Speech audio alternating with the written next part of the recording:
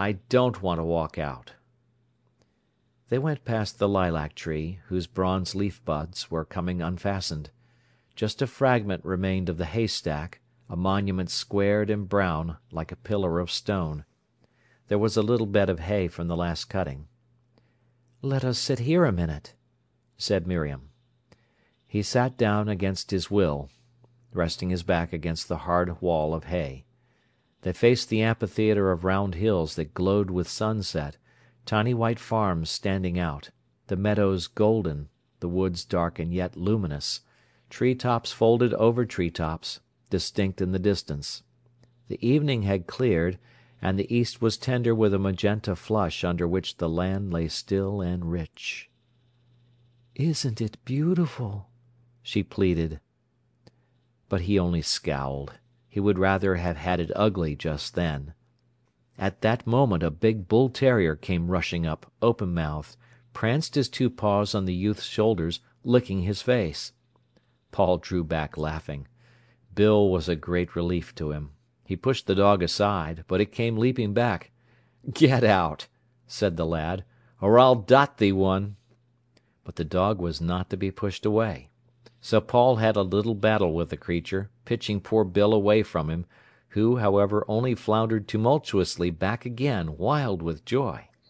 The two fought together, the man laughing grudgingly, the dog grinning all over. Miriam watched them. There was something pathetic about the man. He wanted so badly to love, to be tender. The rough way he bowled the dog over was really loving. Bill got up, panting with happiness, his brown eyes rolling in his white face, and lumbered back again. He adored Paul. The lad frowned. "Bill, I've had enough of thee," he said. But the dog only stood with two heavy paws, that quivered with love, upon his thigh, and flickered a red tongue at him. He drew back. "No," he said. "No, I've had enough."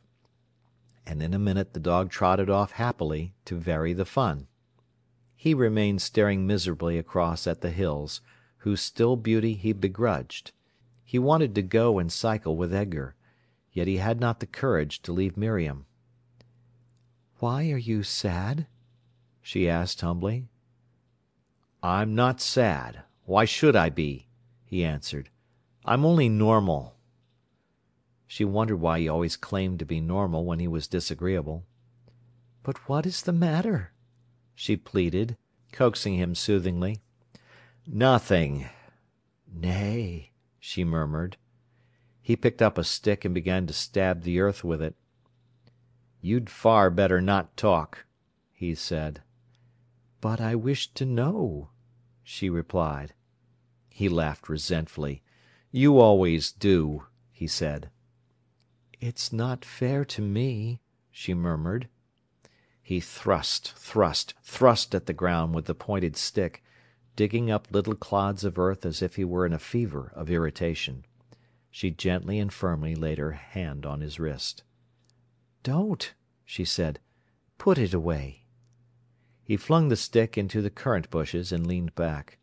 Now he was bottled up. "What is it?"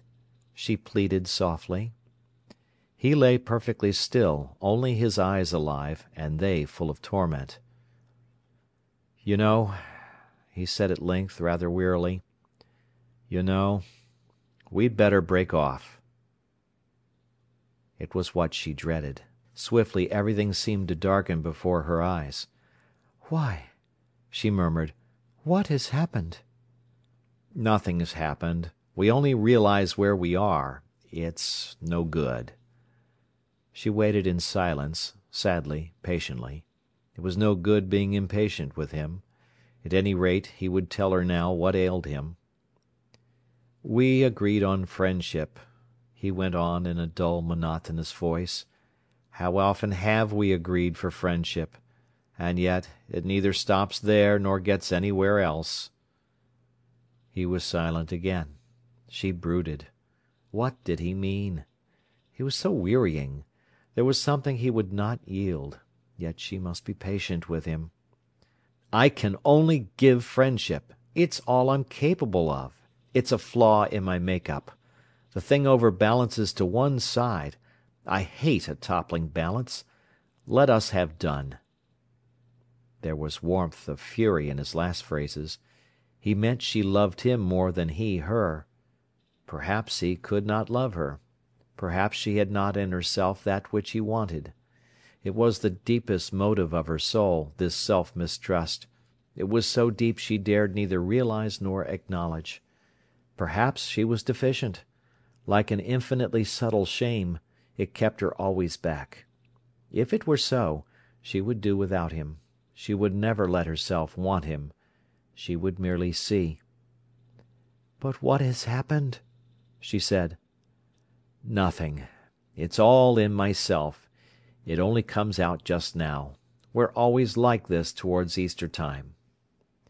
He grovelled so helplessly she pitied him. At least she never floundered in such a pitiable way. After all, it was he who was chiefly humiliated. "What do you want?" she asked him.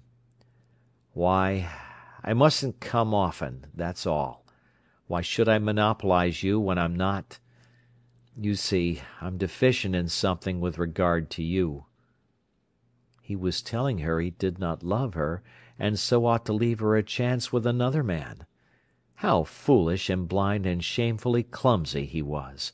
What were other men to her? What were men to her at all? But she loved his soul. Was he deficient in something? Perhaps he was. "But I don't understand," she said huskily. "Yesterday—" The night was turning jangled and hateful to him as the twilight faded, and she bowed under her suffering. "I know," he cried. "You never will. You never believe that I can't physically, any more than I can fly up like a skylark." "What?" she murmured. Now she dreaded. "Love you." He hated her bitterly at that moment because he made her suffer. Love her. She knew he loved her. He really belonged to her. This about not loving her, physically, bodily, was a mere perversity on his part, because he knew she loved him. He was stupid like a child. He belonged to her. His soul wanted her. She guessed somebody had been influencing him. She felt upon him the hardness, the foreignness of another influence. "What have they been saying at home?" she asked. "It's not that," he answered. And then she knew it was. She despised them for their commonness, his people. They did not know what things were really worth. He and she talked very little more that night. After all, he left her to cycle with Edgar. He had come back to his mother. Hers was the strongest tie in his life. When he thought round, Miriam shrank away. There was a vague, unreal feel about her, and nobody else mattered. There was one place in the world that stood solid and did not melt into unreality, the place where his mother was. Everybody else could grow shadowy, almost non-existent to him, but she could not. It was as if the pivot and pole of his life, from which he could not escape, was his mother. And in the same way she waited for him. In him was established her life now. After all, the life beyond offered very little to Mrs. Morel.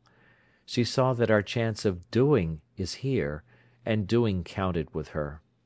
Paul was going to prove that she had been right. He was going to make a man whom nothing should shift off his feet. He was going to alter the face of the earth in some way which mattered. Wherever he went, she felt her soul went with him. Whatever he did, she felt her soul stand by him, ready, as it were, to hand him his tools. She could not bear it when he was with Miriam. William was dead. She would fight to keep Paul. And he came back to her. And in his soul was a feeling of the satisfaction of self-sacrifice because he was faithful to her. She loved him first. He loved her first. And yet it was not enough. His new young life, so strong and imperious, was urged towards something else. It made him mad with restlessness. She saw this, and wished bitterly that Miriam had been a woman who would take this new life of his and leave her the roots.